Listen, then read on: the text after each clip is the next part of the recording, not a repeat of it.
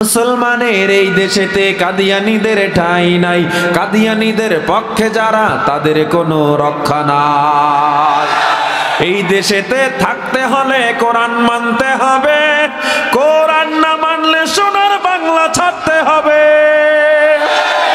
জোর কদমে সামনে চলো, বজ্র কণ্ঠে আওয়াজ তোলো, সবাই মিলে একই তালে দাও না স্লোগান, নারায়ে তাকবীর, নারায়ে তাকবীর। দিন ইসলাম, দিন ইসলাম, জিন্দাবাদ জিন্দাবাদ। ইসলামেরই জন্য দেশের হয়েছে জন্ম, ইসলামের বিরুদ্ধে গেলে দেশ হবে ভিন্ন। ইসলামের বিরুদ্ধে যারা নিয়েছে অবস্থান, এই বাংলায় ঠাঁই হবে না, যাও হিন্দুস্তান।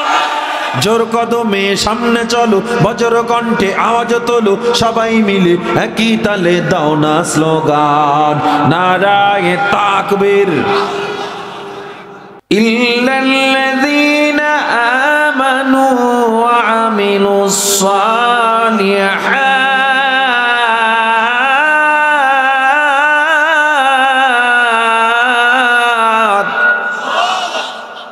চার গুণের মধ্যে এক নম্বর গুণ আল্লাযীনা আমানু, এক নম্বর গুণ যারা ঈমানদার।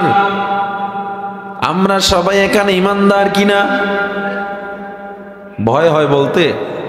ঈমানদার এটা বলতে কি ভয় হয়? নবীজি বলেন, যখন তোমারে প্রশ্ন করা হবে তুমি ঈমানদার কিনা, এক কথায় জবাব দিবা, হ্যাঁ আমি ঈমানদার। অবশ্যই আমি ঈমানদার, কারণ মুমিন বান্দা নিজেকে ঈমানদার দাবি করবে, শুধু ঈমানদার না, অবশ্যই শব্দ যোগ করে বলতে হবে, অবশ্যই আমরা ঈমানদার। আল্লাহ কয় চার গুণওয়ালা মানুষ জান্নাতে যাবে, এক নম্বরে যারা ঈমানদার। এবার আসেন, ঈমানদার কাকে বলে এটা জানার প্রয়োজন আছে না নাই? আমরা এখানে সবাই কি ঈমানদার? দেখছেন? অবশ্যই বলেন, বলেন অবশ্যই ঈমানদার। কারণ যারা ঈমানদার না সে হলো নাস্তিক। সে কি? যারা নিজেদেরকে নবী দাবি করে, নবী বলে খোদাই দাবি করে, শেষ নবী নিজেদেরকে দাবি করে, এরা মুসলমান না কাফের। আপনাদের উত্তরবঙ্গে একটা সম্প্রদায় আছে যারা নিজেকে নবী দাবি করে। কি কি? জোরে বলেন। কাদিয়ানি মুসলমান না কাফের? কাদিয়ানিদেরকে যারা কাফের বলবে না তারাও কাফের, ঠিক কিনা? জোরে বলেন। মুসলমানের এই দেশেতে কাদিয়ানীদের ঠাঁই নাই, কাদিয়ানীদের পক্ষে যারা তাদের কোনো রক্ষা নাই। এই দেশেতে থাকতে হলে কোরআন মানতে হবে, কোরআন না মানলে সোনার বাংলা ছাড়তে হবে।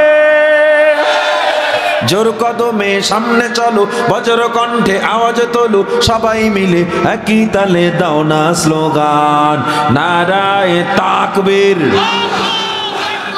নারায়ে তাকবীর। দিন ইসলাম, দিন ইসলাম, জিন্দাবাদ জিন্দাবাদ। ইসলামেরই জন্য দেশের হয়েছে জন্ম, ইসলামের বিরুদ্ধে গেলে দেশ হবে ভিন্ন।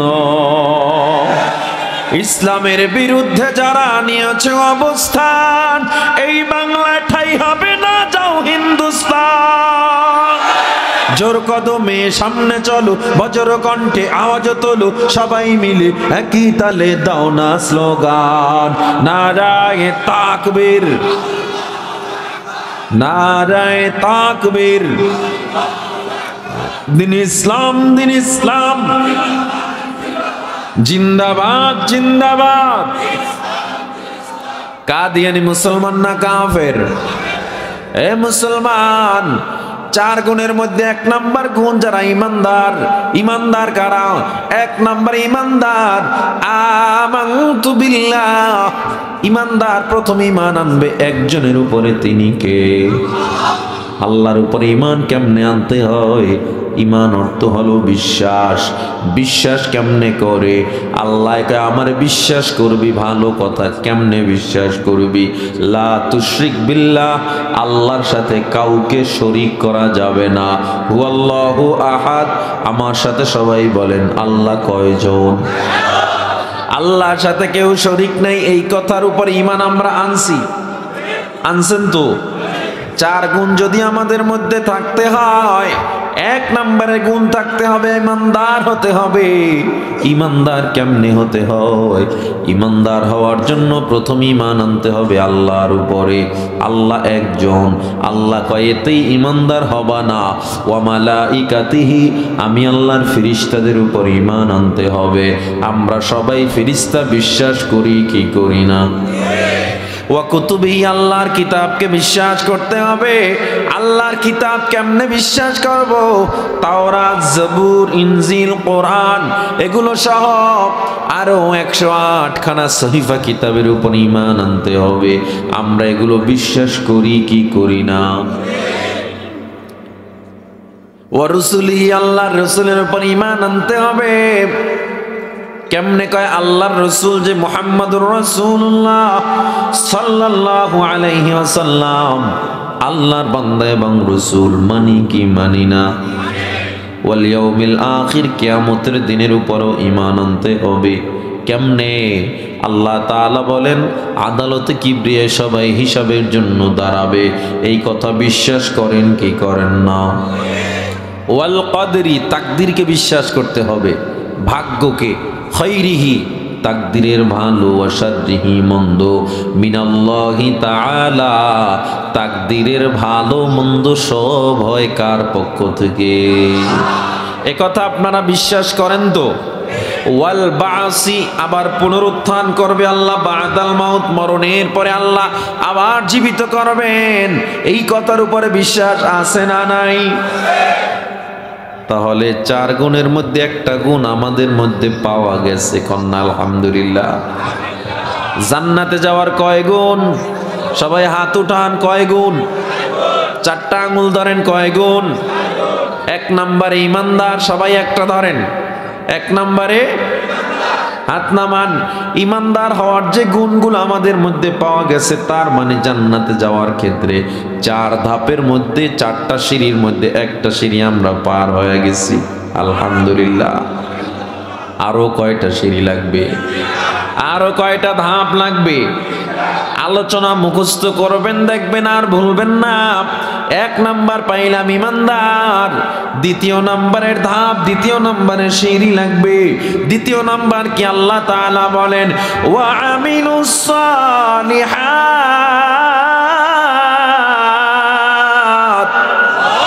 2য় নাম্বার হলো আমলে সলিহ। ইমানদার হলেই হবে না। ইমানদার কারে কয়? কয় বিশ্বাসীর নাম। আমরা আল্লাহরে বিশ্বাস করলাম, নবীও বিশ্বাস করলাম, পরকাল বিশ্বাস করলাম। আল্লাহ কয় এটা দিয়েই জান্নাত না। জান্নাত যদি পাইতে হয় ওয়া আমিলুস সলিহাত, আমলে সলে লাগবে। এই জায়গায় ধরা খায়া যাইব অনেকে, হুজুর গো ঈমান তো আমার আছিল কিন্তু আমল তো করতে পারি না। ঈমানদারের তো অভাব নাই। কয়জন ঈমানদার পাওয়া যায় ফজরের সময় ঠান্ডার মধ্যে ওযু বানায়া নামাজ আদায় করে? ঠিক না? এখানে অনেক মানুষ আছে যারা আজকে ফজর পড়ে নাই। আছে না নাই? আপনি তো বলেন ফজর পড়ে নাই। শুধু তাই না, আমি বলি এখানে অনেক আছে যারা এশার নামাজটাও পড়ে নাই। ওয়াজ শুনতে আইছে, এশাও পড়ে নাই। আছে না নাই? এমন অনেক মানুষ আছে ওয়াজ শুনে বাড়ি যেয়ে ঘুমাইবে, উঠে দেখবে সকাল 8টা। ঠিক না বেটি? নাই? আপনাদের লালদিঘিতে নাই? আছে? আপনারাই মাশাআল্লাহ। আমি ওয়াজের জীবনে প্রথম একটা সত্য কথা পাইলাম। মাশাআল্লাহ। মান তারাকাস সালাতা মুতাআম্মিদান ফাকাদ কাফার। যে বান্দা 1 ওয়াক্ত নামাজ ইচ্ছা করে ছেড়ে দিবে, সে আল্লাহর সাথে কুফরি করলো। তবে আপনারা যারা স্বীকার করছেন নামাজ পড়েন নাই, আমি ওয়াজের শুরুতে তওবা কোরআনের মাধ্যমে আল্লাহর ঘোষণা অনুযায়ী সবাই এখন জান্নাতি হিসেবে আছেন। আমার কথা না, নবীর কথা। কিন্তু আজকের ফজর থেকে এটা কন্টিনিউ হতে হবে। যদি পড়েন নামাজ তো এই তওবার দাম আছে, যদি না পড়েন তো ফজর পর্যন্ত এই যে তওবা করছেন না, খালেস নিয়ত যদি করে থাকেন এই অবস্থায় মরলেই জান্নাত। তাহলে আমরা পাইলাম ইমানের পরে আমল। আমল কারে কয়? হুজুর গো আমার ইমান আছে, আমি নামাজ পড়তে পারি না, আল্লাহ কয় কাজ হবে না। আমলের মধ্যে সর্বোত্তম আমলের নাম কি? নামাজ। আরো জোরে কন নামাজ। নামাজের চেয়ে বড় আমল পৃথিবীতে আল্লাহ তাআলা দেন নাই। কারণ আল্লাহর নবীজি একদিন বসে আছে, এক সাহাবায়ে কেরাম নবীরে বলে, ও নবী আমার নবী কয়, ও সাহাবী, এই একটা সময় আমরা বসে আছি। সাহাবীর নাম রাবিআ। কি? রাবিআ রাদিয়াল্লাহু তাআলা আনহু নবীজির পাশে বসা। আমার নবী ডাক দিয়ে কয়, হে রাবিআ, এমন একটা সময় বসে আছি, তুমি আমার কাছে কি চাও বলো, তুমি যেটা চাইবা আল্লাহ তোমাকে সেটাই এখন দিয়ে দিবে।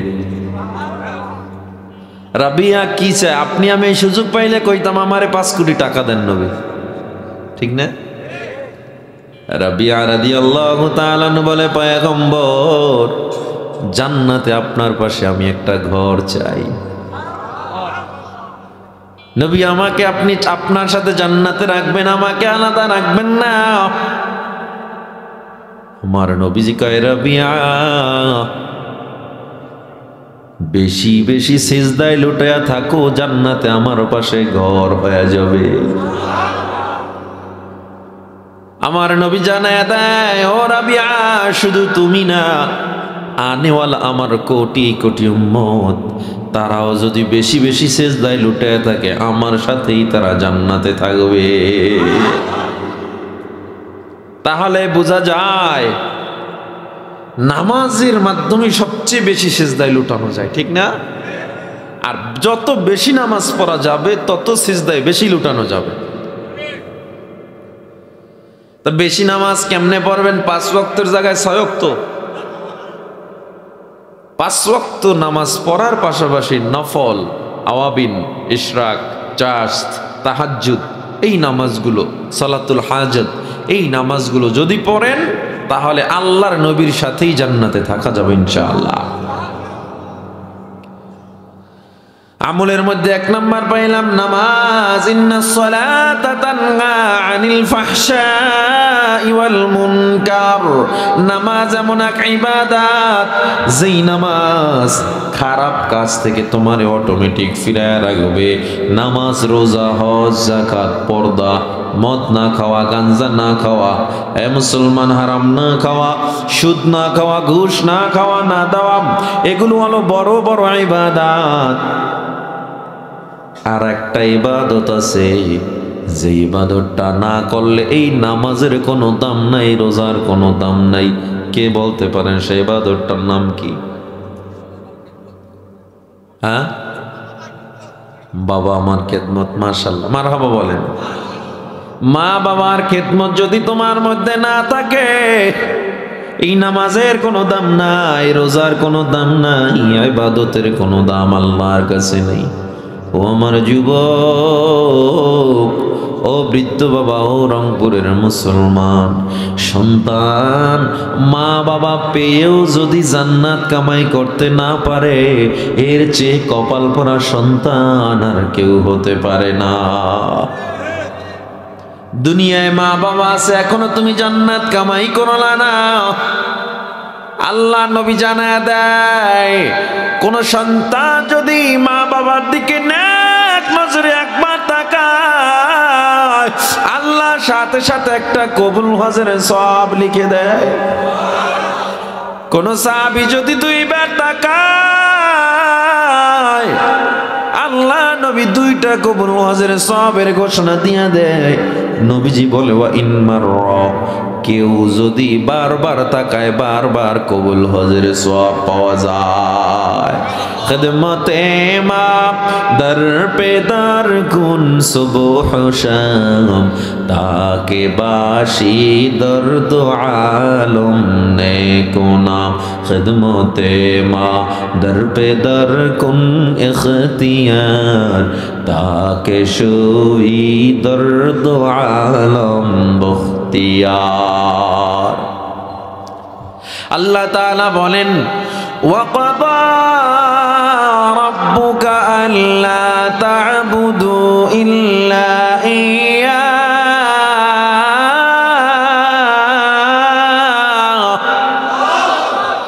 আল্লা তা'বুদু ইল্লা ইয়্যাহু ওয়া বিল ওয়ালিদাইনি ইহসানা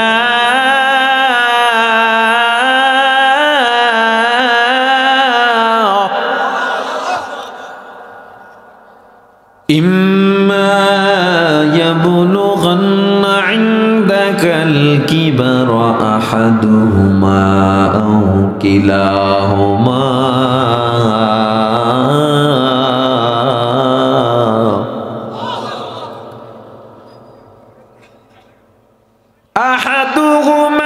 أو كلاهما فلا تقل لهما أف ولا تنهرهما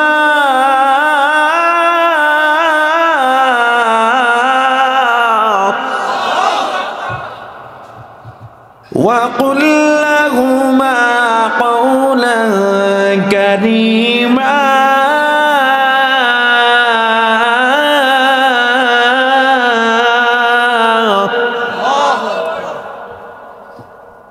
আল্লাহ তাআলা বলে আমি আল্লাহ তোমাকে নির্দেশ দিলাম মা বাবার খেদমত করো। কেমন খেদমত করবা? ইম্মা ইয়াবলুগান্না ইনদাকাল কিবারা আহাদুহুমা আও কিলাহুমা, মা বাবার মধ্যে কেউ যদি বৃদ্ধে উপনীত হয়ে যায়, বুড়া হয়ে যায়, মা বাবার সাথে কেমন ব্যবহার তুমি করবা? ফালা তাকুল লাহুমা উফফিন ওয়ালা তানহারহুমা, মা বাবার সাথে শব্দ পর্যন্ত তুমি এই শব্দটা পর্যন্ত ব্যবহার করতে পারবা না। কি কি বলেন? আর এমন সন্তান পাওয়া যায় মা বাবার সাথে খারাপ ব্যবহার তো করে, মা বাবার গায়ে হাতও তুলে আসে না? নাই। রংপুরে নাই, রংপুরে থাকলেও লালদিঘিতে নাই। হে যুবক, ভালো করে শুনে নাও, তুমি আজকে তোমার মা বাবাকে বৃদ্ধাশ্রমে রাখবা, আল্লাহর কসম তোমার সন্তান তোমাকে বৃদ্ধাশ্রমে রাখবে। আজকে তোমার সন্তান তোমার মা বাবার সাথে তুমি যেমন ব্যবহার করবা, তোমার সন্তান তোমরা বুড়া হয়ে গেলে তোমার সাথেও সেম ব্যবহার করবে।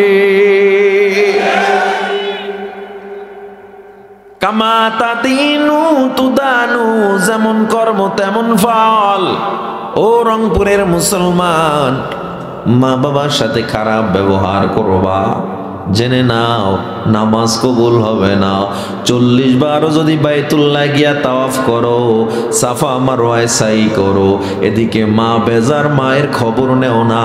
তুমি যত বড় আবেদ হও, ইবাদত গুজার হও, আল্লাহওয়ালা হও, আর যত বড় আলেম হও, আর শাইখুল হাদিস হও, ইমাম হও, আর যাই হও না কেন, মা বাবারে বেজার রাইখা কোনো ইবাদত আল্লাহ পর্যন্ত পৌঁছায় না। আল্লাহ নবী হাদিসে জানায় দেয়, ইবনে ওমর থেকে হাদিস বর্ণনা করা হয়, রিদার রাব্বি ফি রিদাল ওয়ালিদ ওয়া সাখাতুর রাব্বি ফি সাখাতিল ওয়ালিদ। যেই সন্তানের উপরে বাবা খুশি থাকবে, ওই সন্তানের উপরে আমার আল্লাহও খুশি হয়ে যায়। যেই সন্তানের উপরে আমার আল্লাহ যেই সন্তানের উপরে বাবা বেজার, ওই সন্তানের উপরে আমার আল্লাহও বেজার হয়ে যায়। তার মানে বোঝা যায় বাবাকে বেজার করা যাবে না, মাকে বেজার করা যাবে না। আল্লাহ নবীজি সাল্লাল্লাহু আলাইহি ওয়াসাল্লামের দরবারে এক সাহাবী আসলো। ইযা জাআ রাজুলুন ইলা রাসূলিল্লাহি সাল্লাল্লাহু আলাইহি ওয়াসাল্লাম ফাকালা ইয়া রাসূলাল্লাহ মান আহাক্কু বিহুসনি সাহাবাতি, হে পয়গম্বর, মা বাবার মধ্যে আমি কাকে বেশি কাছের মনে করব, কার বেশি খেদমত করব? ক্বালা উম্মুকা, নবী বলে তোমার মা। ক্বালা মান সুম্মা মান, নবী এর পরে কে? ক্বালা উম্মুকা, নবী এর পরে কে? ক্বালা উম্মুকা, নবী কয় তোমার মা, তোমার মা, তোমার মা। কয়বার? ক্বালা সুম্মা মান, নবী এর পরে কে? ক্বালা আবাকা, আমার নবী চতুর্থ নম্বরে গিয়া বলে তোমার বাবা। তার মানে বোঝা যায় বাবার চেয়ে মায়ের দাম বেশি না। এখানে তিনবার বলার কারণ আছে। বাবার দাম আল্লাহ তাআলা কোরআনে আলাদা সম্মান দিয়েছে বাবারও মায়েরও, নবী ও হাদিসে আলাদা আলাদা জায়গায় প্রত্যেকের সম্মান বর্ণনা করেছে। কেউ কোনো জায়গায় ছোট হয় নাই। তাইলে আমার নবী কেন মায়ের নাম তিনবার বলল, বাবার নাম কেন একবার বলল? হাদিসের শানে উরুদে বলা হয় তিনবার বলার পিছনে নবী তিনটা কারণ আছে। মায়ের নাম তিনবার বলছে, নবী তিনটা দিকে লক্ষ্য করে বলছে, বাবাকে ছোট বানানোর জন্য বলে নাই। তিনবার কেন আমার নবী মায়ের নাম বলল? এক নম্বরের কারণ, গর্ভধারণের কষ্ট মা সহ্য করেছে, বাবা করে না। গর্ভধারণের যে কি কষ্ট মা বুঝে, দুনিয়ার কোন পুরুষ বুঝে না। তুমি আমি ঘুমায় গেছি, তোমার আমার বিবি ঘুমায় না। সব মানুষগুলো ঘুমায় গেছে। গর্ভের যন্ত্রণায় মা ঘরের এক পাশে দৌড় দেয়, আর এক পাশে যায়, যন্ত্রণা সহ্য করতে পারে না। খাটের ভিতরে মা ওই যন্ত্রণা করে ডান কাত থেকে আবার বাম কাতে চলে যায়, তাও যন্ত্রণা বন্ধ হয় না। মায়ের যেই কষ্ট, এটা কোনো বাবা সহ্য করে না। এই জন্য নবী এক নম্বরে মায়ের নাম বলেছে। দ্বিতীয় নম্বরে আমার নবী মায়ের নাম কেন বলল?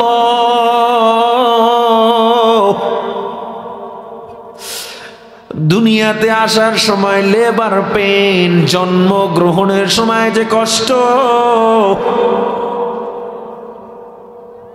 প্রসব বেদনার কষ্ট দুনিয়ার কোনো পুরুষ করে না, যা মা করে। কেমন কষ্ট! চিকিৎসা বিজ্ঞান বলে কোনো মানুষের ব্যথা যদি 40 ইউনিট হয়, ওই মানুষ দুনিয়ার জমিনে আর বাঁচতে পারে না। কিন্তু তুমি আমি যখন দুনিয়াতে আসছি, মায়ের ব্যথা ছিল 56 ইউনিটেরও বেশি। 40 ইউনিট ব্যথায় যেখানে মানুষ মারা যায়, 56 ইউনিট ব্যথা মা সহ্য করে তোমাকে আমাকে ফেলা দেয় না।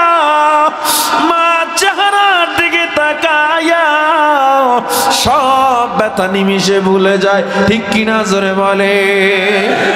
মা চেহারার দিকে তাকাইয়া সব ব্যথা আমার মা ভুলে যায়।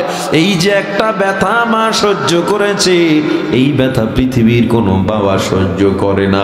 এই জন্য নবী দ্বিতীয় নম্বরেও মায়ের কথা বলেছে। প্রথম আল্লাহ সৃষ্টি করে মায়েরই গর্ভের ভেতরে, নাভি দিয়া ক্ষুধা মিটায়, আল্লাহ নাভি দিয়া ক্ষুধা মিটায়, মুখে না পাখুন লাগলো না, যেই মায়ের পদতলে জান্নাত সন্তানের ঠিকানা। মায়ের মতো দরদি কেউ এই দুনিয়ায় পাইবা না, যেই মায়ের পদতলে জান্নাত সন্তানের ঠিকানা। আসলা মানুষ দুনিয়াতে লাথি দিয়ে মায়ের কলিজাতে, তারপরেও মা কত খুশি, তারপরেও মা কত খুশি, সন্তান বিনে কিছু বোঝে না, যেই মায়ের পদতলে জান্নাত সন্তানের ঠিকানা। এজন্য নবী দ্বিতীয় নাম্বারে মায়ের নাম বলল, তিনবার আবার মায়ের নাম কেন বলল? তৃতীয়বার বলার পিছনে আরো একটা কারণ, লালন পালনের কষ্ট। এইটা যা মা সহ্য করে পৃথিবীর কোনো বাবা সহ্য করে না, ঠিক কিনা জোরে বলে? হে আমার যুবক, হে আমার বৃদ্ধ বাবা, এই জন্য নবী বাবার নাম তিনবার না বইলা প্রথমে মায়ের নাম তিনবার বলেছিল। আবার বাবার ব্যাপারে কত শক্ত হাদিস নবী বলে, যেই সন্তানের উপরে বাবা খুশি ওই সন্তানের উপরে আল্লাহ খুশি, যেই সন্তানের উপরে বাবা বেজার ওই সন্তানের উপরে আল্লাহ বেজার। তার মানে বোঝা যায় মা বাবা দুইজনের খেদমত সমানভাবে দরকার, কাউকে ছোট করে দেখা যাবে না, ঠিক কিনা? ও আমার রংপুরের মুসলমান ভাই, ও পর্দার আড়ালের মা গো, আপনি নামাজ পড়বেন কারণ আল্লাহ শর্ত দিয়েছেন আমল লাগবে, বুঝলাম, নামাজও পড়তে হবে, রোজাও রাখতে হবে, অন্যায় করা যাবে না। পাশাপাশি মা বাবার খেদমতের প্রয়োজন আছে না নাই? যার মা নাই বাবা নাই মা বাবার জন্য দোয়া করবেন, আর যার মা বাবা বেঁচে আছে মা বাবার থেকে সব সময় দোয়া নিবেন। পারবেন তো ইনশাআল্লাহ? শব্দ পর্যন্ত বলা যাবে, পারা যাবে ইনশাআল্লাহ। এবার আসেন তৃতীয় নাম্বার শর্ত। কয়টা গেল? ঈমান, আমল। ঈমান, ঈমান আমরা পাইলাম, বিশ্বাস, আমলও পাইলাম, নামাজ, রোজা, হজ, যাকাত, পর্দা। পর্দা মনে হয় আমলের মধ্যে নাই নাকি? কটুক শুধু চেহারা বাইর করে বাকিটুক না পুরোটা? মহিলাদের পর্দা যেমন আছে পুরুষের পর্দাও আছে না নাই?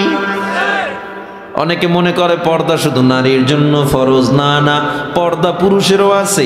একটা নারী রাস্তা দিয়ে হেঁটে যায়, তুমি জানো ভালো করে আমার এক নজর পড়ছে আর এক নজর পড়তে পারে, দ্বিতীয়বার যেন না তাকাও, ওই জন্য তোমার চোখকে হেফাজত করতে বলছে আল্লাহ। তুমি এখন চিন্তা করবা নারী বাজারে কেন উঠছে আমি দেখবো, তাইলে তোমার গুনাহ হবে, তোমার গুনাহ হবে। পুরুষের সতর হলো হাঁটু থেকে নাভি পর্যন্ত, এর বাইরের গুলো সতর না হইলেও মাকরু, কঠিন আকারে। হ্যাঁ মুসলমান ইমানদার, আমাদের সমাজের যে কৃষক বাইরে আছে এরা তো সতর বানায় রাখছে কি কাঁচা দা, এটার কি কাম নাকি লাগায়? কাঁচা কাশুতি, আচ্ছা যাক কাশুতি নাকি, এই যে দিয়া এরপরে পিছনে ঢুকায়।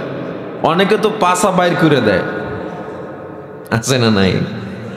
আপনাদের এদিকে নাই? ধান দাইতে আছে পিছন দিয়ে বাইর করে রাখছে। হে তো সতর রাখছে একটু, তো এটা না পারলে কি হইতে, পুরো খুইলে তুই কাজ করেন। পুরোটাই কিন্তু আপনি কাজ করতেছেন, নামাজ ছেড়ে দিচ্ছেন, ফরজ তরক করতেছেন। কেন? ধান কাটতেছেন, ফসল উঠাচ্ছেন। এই ফসল মাটির নিচে 1000 বছর কাটলেও একটা ধান পাবেন? তাইলে ফসলটা উঠাইলো কে? জোরে বলেন। এই সবজিটা উঠাইলো কে মাটির থেকে? তাই ওই আল্লাহরে সিজদা না দিয়ে আপনি ফসলের পিছনে দৌড়াইতেছেন। যে আল্লাহ আপনার ফসল দিতেছে ওনারে সিজদা দিতেছেন না। যে আল্লাহ আপনাকে সবজি দিতেছে ওই আল্লাহরে সিজদা দেয় না, নামাজ কাজা হয়ে যাচ্ছে, ফরজ তরক হইতেছে, টেনশন নাই। অথচ এই ফসল দেওয়ার মালিক ছিল কে? এই ফসল কাটার সময় যদি শুধু পড়েন আল্লাহ, শুধু পড়েন আস্তাগফিরুল্লাহ, শুধু পড়েন আলহামদুলিল্লাহ, আল্লাহ ধান দিস আলহামদুলিল্লাহ, প্রত্যেকটা পচে পচে শুধু আলহামদুলিল্লাহ। আল্লাহ কয় নেয়ামত পাইয়া শুকুর আদায় করার পর আমি আল্লাহ তোরে আবার এত নেয়ামত বাড়ায় দিব। ওয়া ইন তাউদ্দু নি'মাতাল্লাহি লা তাহসুহা, এই নেয়ামত তুই পরবর্তীতে গণনা কইরা শেষ করতে পারবি না। এখন তো গণনা করেন, কয় কত মন ধান, 80 মন ধান আমার উঠছে, 200 মন ধান। পরবর্তীতে আল্লাহ কয় তোরে এত নেয়ামত দিব যে তুই গণনা কইরা শেষ করতে পারবি না। তো মানুষ কি করে, আয় হায় আজকে আমার ধান কম হয়েছে, মনটা খারাপ, আছে না নাই?